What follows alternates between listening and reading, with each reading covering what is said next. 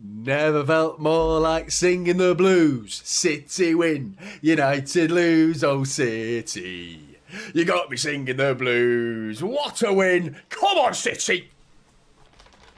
Oh, get in the back of the net. Absolutely love that. What a result that was for City. I mean, obviously bragging rights, but the importance of the 3 points combined with the bragging rights just made this game so sweet and tasty. And I hope those tears that Phil Foden is drinking of those sobbing, weeping Manchester United players and fans alike taste just as sweet and just as delicious, because it's everything we deserved. Everything we deserved. The stats are just before, while it was starting soon stream was on there, I was looking at the stats and I was like, what? Unbelievable. We've had better teams. We had Bournemouth do better stats than that. Brentford have done better than that. Everton have done better than that. Do you know what I mean? The stats that they put on the board today, Manchester United, 3 shots, 1 on target versus our 27. 27 and 8 is 73% possession to their 27. 0.2 XG from United. How they've scored with a ridiculous goal that was unbelievable. Unbelievable goal. And you feared the worst, didn't you? You feared the worst as City fans, but this team, king of comebacks, as Martin Tyler so iconically said after that Gundogan comeback against Aston Villa. This is nothing new from Manchester City. It's what we do. We have consistently broken the hearts of those 3 big red clubs on so many occasions now. So many occasions. United, Arsenal, Liverpool, all have had to deal with the pain and just unbearable feeling of a Manchester City comeback, because we're just the best at it. We are the best at it. But I must admit, I feared the worst. That goal from Marcus Rashford, you have to give him his flowers for that, because it was a ridiculous goal. A sensational finish, in truth. 1 in 1,000.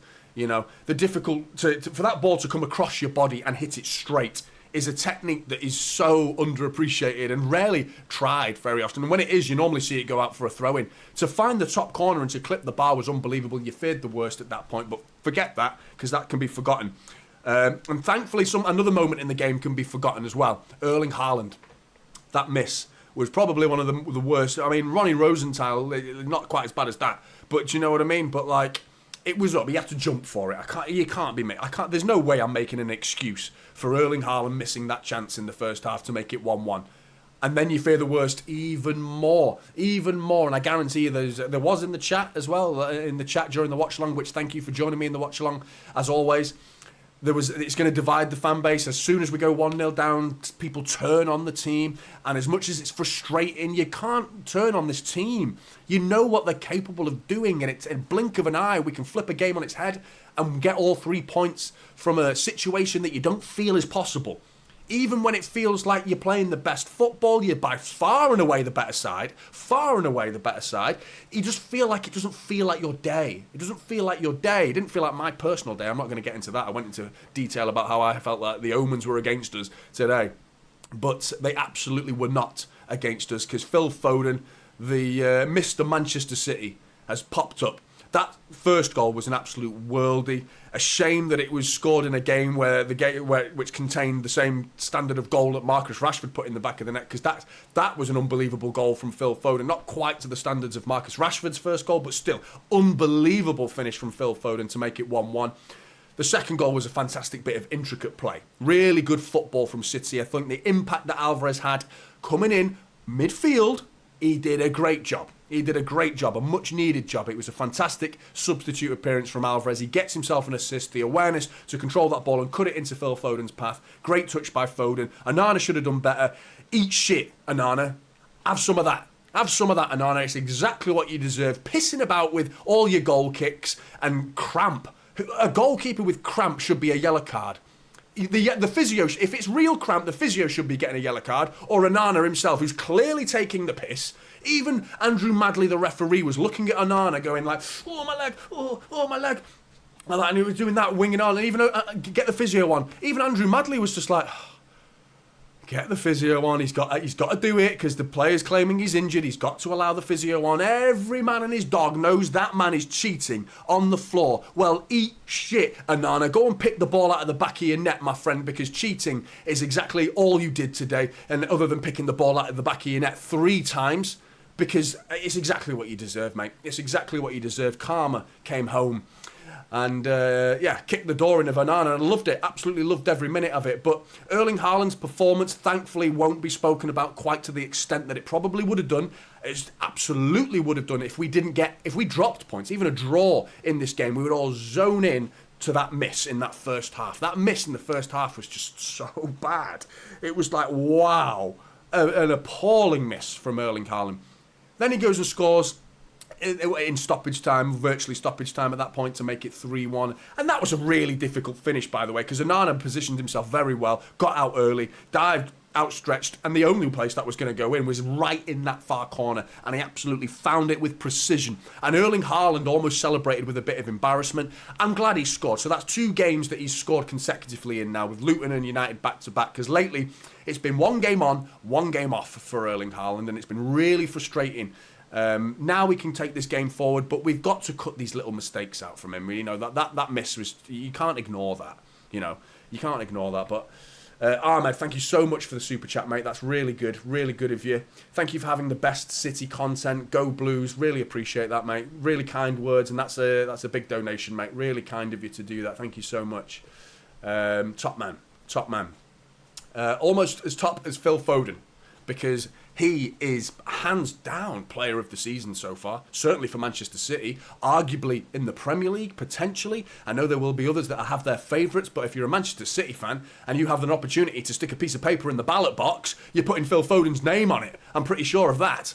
Because this guy has just been unbelievable for us this season, and he was doing something in this game. You knew full well he was doing something in this game. Throughout the game, he played well. Everything he did in this game was good. It was good. An 8 out of 10 standard was met. Minimum. Everything he did was 8 out of 10.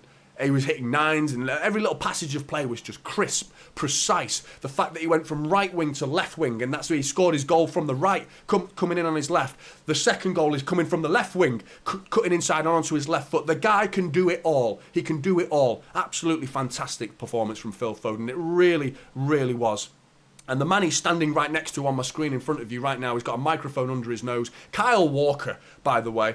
I thought he was brilliant. I thought he was fantastic, and he nullified almost every single counter-attack that came our way. Marcus Rashford was posing a threat here and there, a dangerous player to watch out for. They had the speed of Garnacho as well, that was always managed. When it came down Kyle Walker's side, it was more often than not dealt with. Their goal came from a long kick where Nathan Ake's playing the back line offside. He plays all the United players onside. Nathan Ake was caught ball watching a little bit, more bothered about the run of Garnacho than his defensive line in that situation. But that was United's tactic all game, just lump it over the back line. Get into the space that City have a high line, as we often do. Get it in over the top. Old school tactics, hope for the best. Jamie Vardy, Leicester, basically. That was it. Get it over the top, and hopefully the speed players can get on the end of it and do something. They did, eventually. Not eventually, first attack, to be honest. First attack was an absolute worldie of a goal.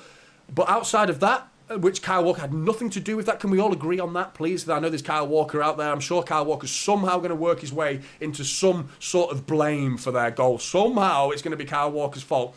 But what a performance from Kyle Walker defensively. I thought he was brilliant. And he wasn't asked to go forward. It's exactly what I said in my preview. I was so pleased to see Kyle Walker doing what he does best, defending. You know, a couple of times he came forward, a couple of crosses came in, weren't great. That's Kyle Walker. He's not expected to cross the ball. He's actually one of our best crossers, percentage-wise, the best crosser in the Manchester City side this season. Factually, he is the best crosser of a football for Manchester City this season. In terms of stats, he actually is, believe it or not. Go and check that out. Percentage completion-wise is ridiculous. So he's obviously been practicing, but today we didn't even need to get that from him. He provided the elements of his game that he's so good at defensively, and Rashford didn't dare take him on at times. You know, whinging about that foul. Kyle Walker touches your arm, mate. You went down. Unbelievable. Unbelievable dropping, trying to win a foul out of that. It was embarrassing. They're looking at it now.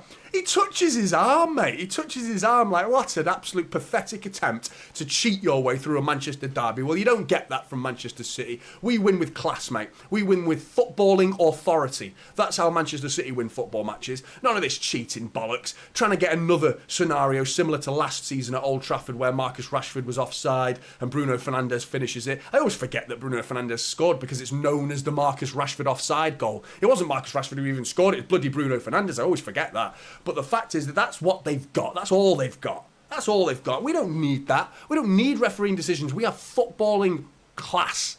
Absolute supreme football ability compared to them. They are bang average mid-table at best, and they should count their lucky stars that they are fighting for a top 4 spot. They're currently now 11 points off Aston Villa in 4th, Aston Villa being in 4th. They are 11 points off top 4.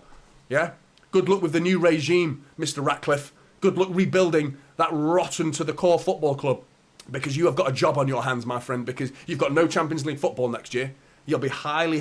I mean, they still could do it. Who knows? But if they don't, they've got the job of trying to attract players that don't want to play in Europa League. You know, it's a difficult rebuilding exercise, and it's fantastic for City because, once again, we have firmly cemented ourselves as the main powerhouse in Manchester. That's what we are. We are the big dogs.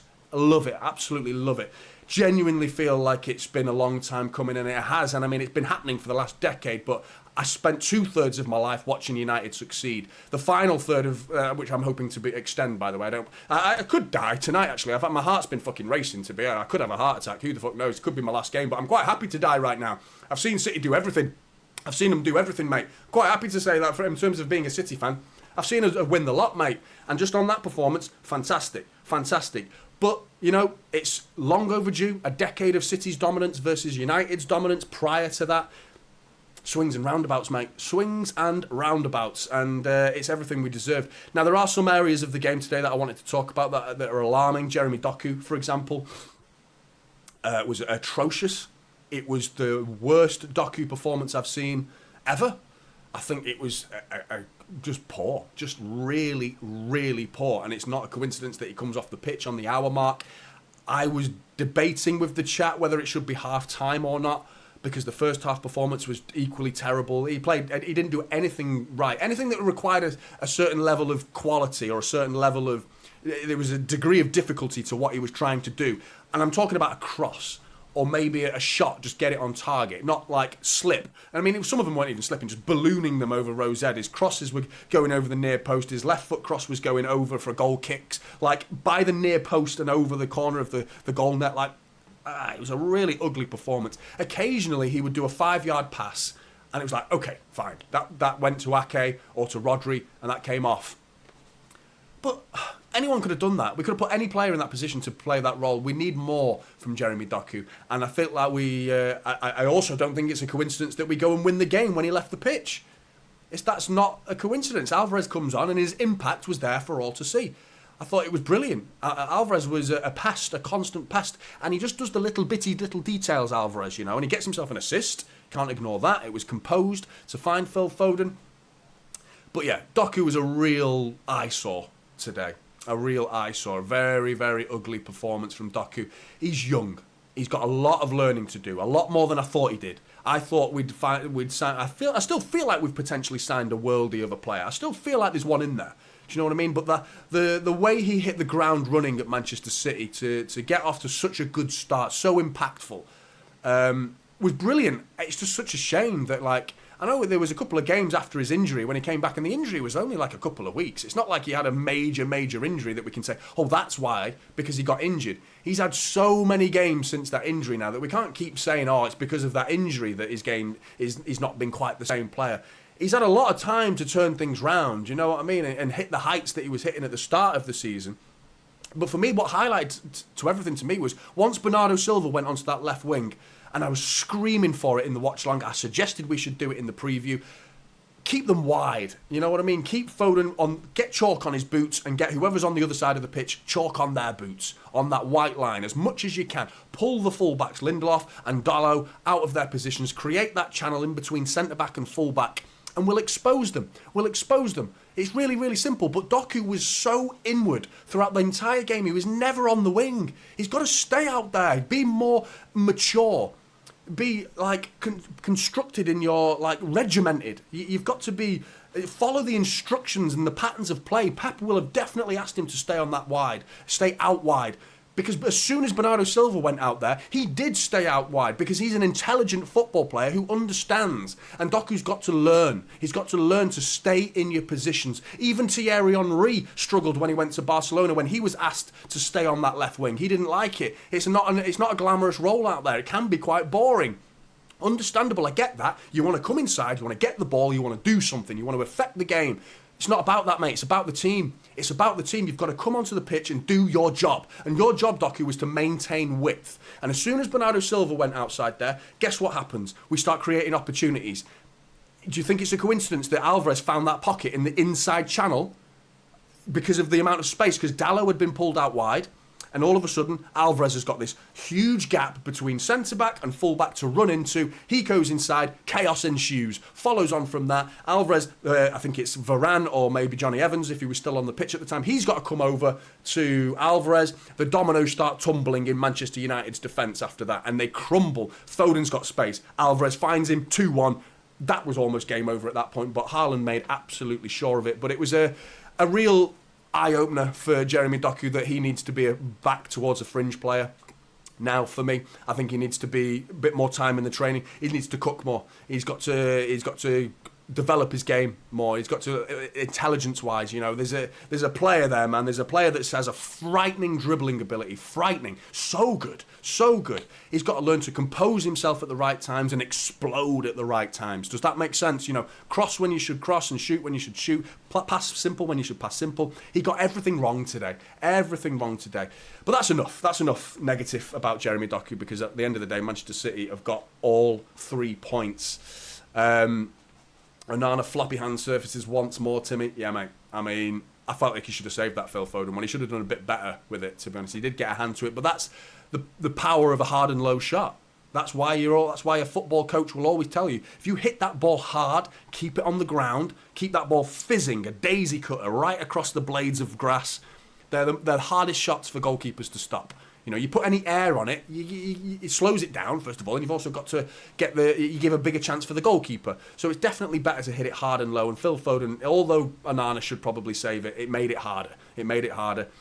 But there was nothing he could have done about Harland's finish. Thankfully, Harland gets his goal. And they're not going to talk about that miss in the first half, because that was a terrible, terrible miss. It was so bad.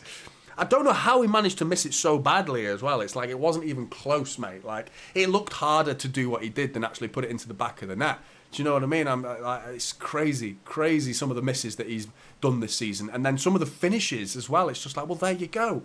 Within the space of 90 minutes, he's done what he's been doing over the course of 2 games, which is great to see him rectify a situation within the 90 minutes. You know, redeemed himself almost. Do you know what I mean? It's a bit of redemption there for Erling Haaland.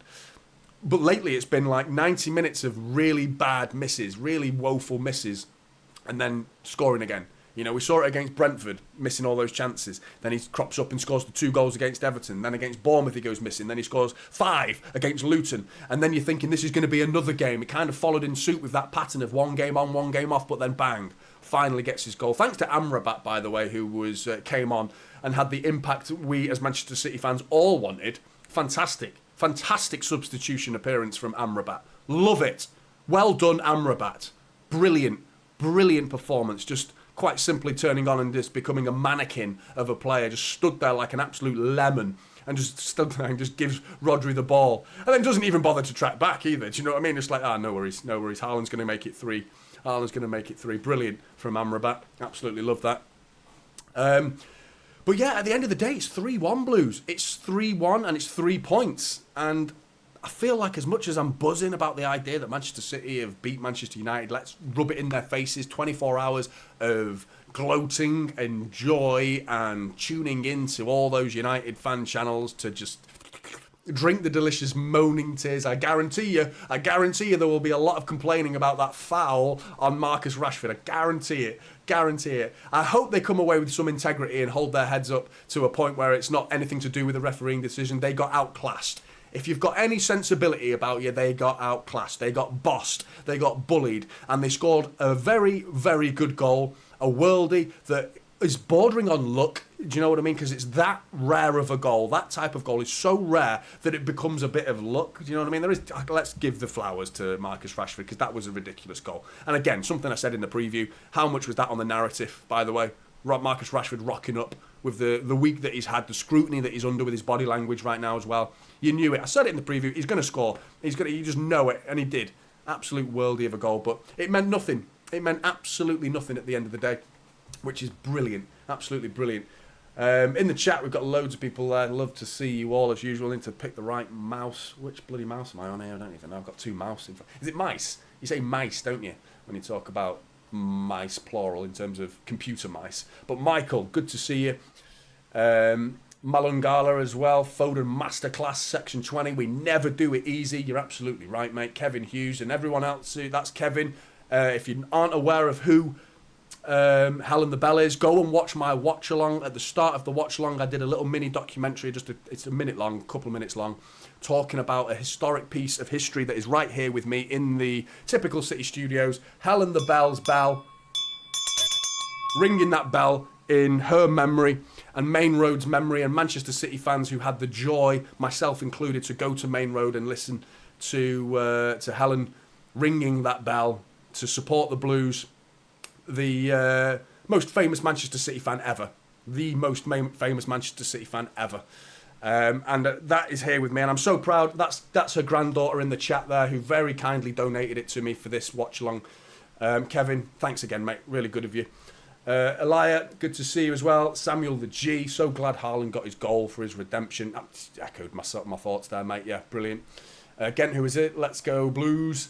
Clara, Mark Harris, Barachias, Dennis, Jeff, Douglas, Class, Shantani, Scott, Milestone, Vavara, Michael, Aaron Borson.